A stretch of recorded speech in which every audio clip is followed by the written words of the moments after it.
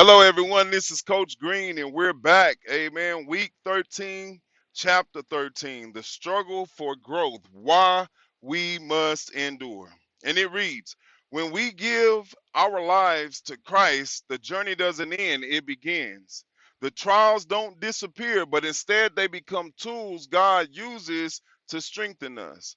The Apostle Paul encourages us to count it all joy. Amen, when we face trials because they produce perseverance. James chapter 1, verses 2 through 4. This perseverance in turn leads to, somebody say it, spiritual maturity.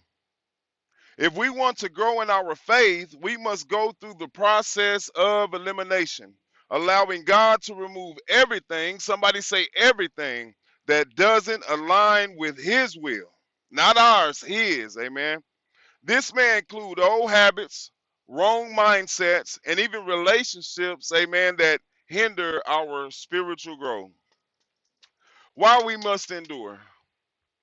And my answer to you is we must endure because spiritual maturity is sure to follow. Would you believe me if I told you, despite what it looks like when we undergo various trials, we still win?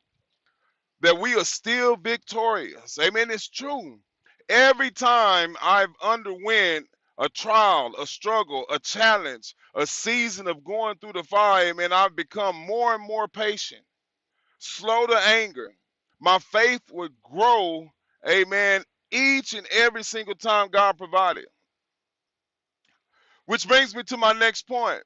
Hardships and trials don't disappear. Amen. However, God can and will use them to help us mature spiritually, amen, and grow one step closer to becoming more and more like Christ. So be encouraged, amen. Be encouraged and remain steadfast because no matter how it looks on the outside, amen, God is doing a thing. He's pruning you, amen. He's molding you, amen. He's refining you.